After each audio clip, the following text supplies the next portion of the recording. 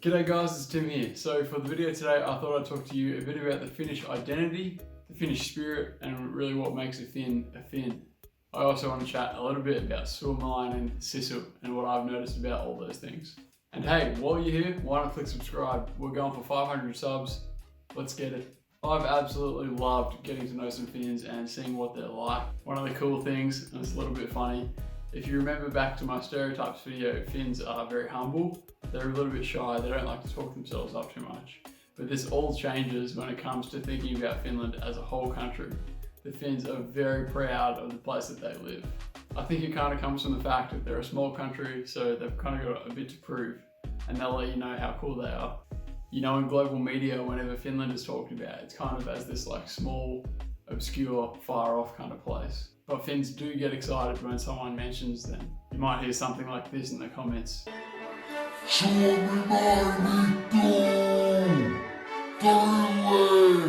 Which kind of translates to Finland was mentioned and let's go to the centre.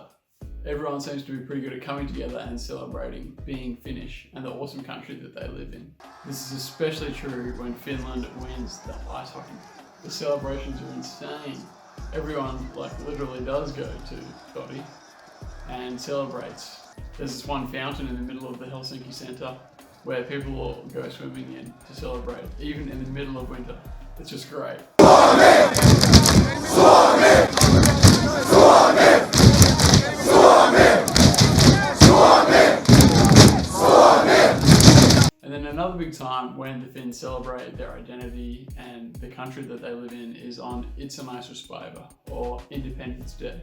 So in Finland, that's on the 6th of December. So it's coming up to my first Independence Day living in Finland. And so I've been thinking a little bit about what is the Finnish identity.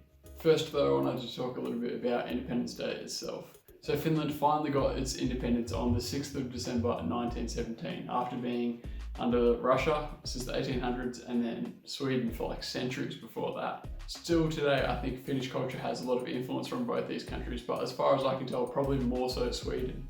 It makes a lot of sense. I mean, they were under one nation for so long, and there's still, even today, quite a large Swedish-speaking minority in Finland, mostly on the west coast and southwest coast, and quite a lot near where I live in Turku as well. Sweden and Finland have a lot of culture in common, especially with how much history that they share. They both have a lot of the same values. They have similar styles of government and education and welfare, and they like a lot of the same things. The one time though when they're not friends is when it comes to the ice hockey. And Swedes and Finns are also pretty good at making fun of each other.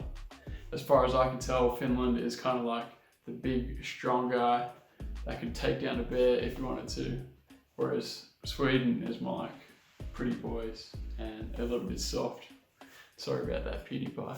I suppose with Sweden, there's also a little bit less recent bad blood. When it comes to Russia, they were under them more recently, and even after Finland won its independence, the Soviet Union came to invade again in World War II. Nowadays though, I think they get along quite well, and they kind of have to be friends given that Russia's the biggest neighbour and they're the main trading partner as well. But that's just an outsider's perspective. Finns, let me know in the comments, what do you reckon about Sweden and Russia? Who do you get along with best? What are some of the tensions? And which country is your best friend?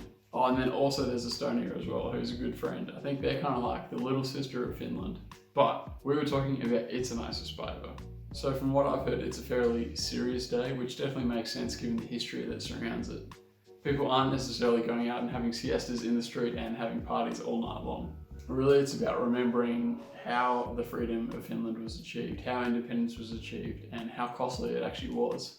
It's kind of fairly comparable to Anzac Day holiday in Australia, where we remember all the people that served in the military and the people that lost their lives to defend the country's freedom.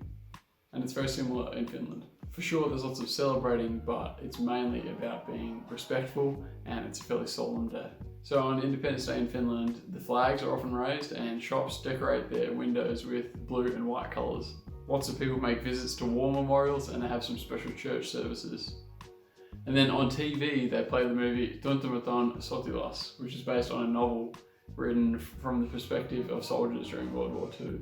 It's definitely a Finnish classic, and they've made some good movie adaptations. You should check them out. In the evening, there's a big fancy celebration dinner at the presidential palace where a bunch of politicians go and some other important people that the president invites along. Funnily enough, it's actually a really popular event for the Finns to watch from home as well. It seems a bit funny, the average Finn is just sitting there in their pajamas, baggy clothes, and then watching this super fancy dinner on TV. But as well as remembering the freedom and how it was achieved, it's a good time for Finns to celebrate what it means to be Finnish and the special things that they're proud of about their country. So the first big thing is Sisu. It's kind of not really a direct translation into English, but it's kind of like bravery or resilience, not giving up even when things get tough. The Finns are brought up with this attitude and they need it to get through life. I think it's best exemplified during the wartime. So Finland was vastly undermanned and they didn't have the same kind of military equipment as the Soviet Union did, but they wouldn't give up and they wouldn't let themselves be overtaken by the Russians. That's what Sisu really is. Today, it might look like a lot of different things. So say you're unemployed for a very long time, or you have really difficult life circumstances, but you decide to keep sticking at it and making the most out of your life, doing the best that you can. And the great thing is though, you're not just left to pull yourself up by the bootstraps, but the society supports you. And this is particularly seen with the good social welfare system that Finland has. And I think that really demonstrates the equality that is really precious to Finnish life as well. Finland is one of the first countries in the world to give women the right to vote. And they really make an effort to make sure that people are given the same opportunities. It doesn't matter what kind of background you come from. There's not really these distinct social classes, but everyone gets a go to do what they want in life. So equality is something that's really important to Finns, and they like to celebrate this as well. Another awesome thing about the Finnish identity is just how genuine and honest they are. You might not pick it up at first because they're a little bit shy, but once you get to know a Finn, I find that they're really friendly and they're often really willing to give you a hand with whatever you need. A lot of the people that I've met have been really patient. It's actually funny when sometimes I've been riding my bike and I accidentally go through a red light, but no one has beeped their horns at me, so I'm kind of surprised by that. People don't get easily outraged at you. It might just be because they're too embarrassed to get into your face, but I find it really nice.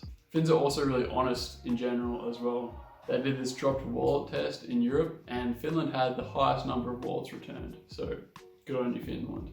Another thing that the Finns really pride themselves on is their beautiful nature that they have. Finland is covered in like 80% forests, which is super cool. The Finns love getting out and appreciating nature, going for walks. Even in the cities, people spend a lot of time walking. One of the favorite Finnish pastimes is to go out and visit the kota or laavu and go make some sausages. It's a really popular spot to go on the weekend. Last time we went there was heaps of people. Woo! Hyvä.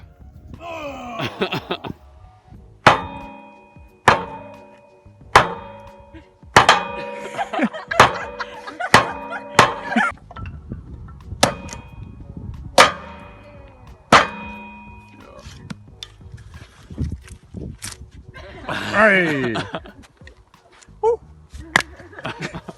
Even though the weather is not the greatest all year round, Finns do try to make the most of every season. And there's some beautiful wilderness to go and explore. But I've definitely enjoyed all these things that the Finns are proud of as well. I love the Finnish patriotism, the Finnish spirit, and I've loved getting to know some awesome Finns here. When I compare it to Australia, I don't think there's the exact same kind of patriotism. Like, we definitely love the country, but it's a bit different to what there is here in Finland. There's not so much of the same history, I guess. It's a little bit more awkward with European arrival into Australia. There's a lot of messy history there. I really do appreciate the Finnish patriotism, the Finnish spirit, and the Suomalainen and Sisu. Hopefully I can live here long enough that one day I can call myself a true Finn as well. But let me know in the comments, what do you think makes up the Finnish identity? What are you most proud of about your country? And what does being Finnish mean to you? I'm curious to get to know more. Make sure you click subscribe while you're down there as well. And the notification bell will let you know when I post new videos. And the thumbs up button lets me know that you like the video, so turn it a nice Finnish blue.